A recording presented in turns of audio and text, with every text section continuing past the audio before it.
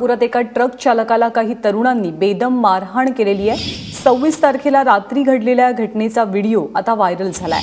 नागपूरच्या मौदामधल्या मिरची बाजारामध्ये ही घटना घडली आहे। हा चालक दारूच्या नशेमध्ये बेदरकार पद्धतीने वाहन चालवत होता आणि त्यात एक जण जखमी झाल्याचा दावा या तरुणांनी केलाय आणि या ट्रक चालकाला बेदम मारहाण केली आहे।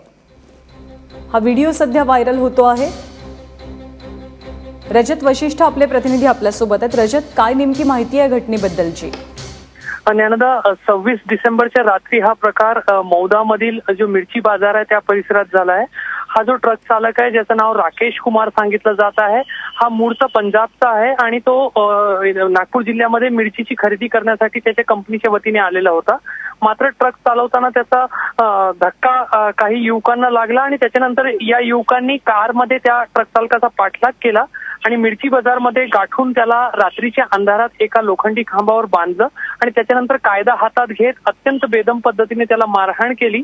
सुरुवातीला ही गोष्ट काही दिवस लपून राहिली, मात्र ही घटना होत असताना युवकांपैकीच एका युवकाने या संपूर्ण घटनेचा व्हिडिओ बनवलेला होता आणि तो मित्रांमध्ये शेअर केला आणि नंतर तो व्हायरल झालाय।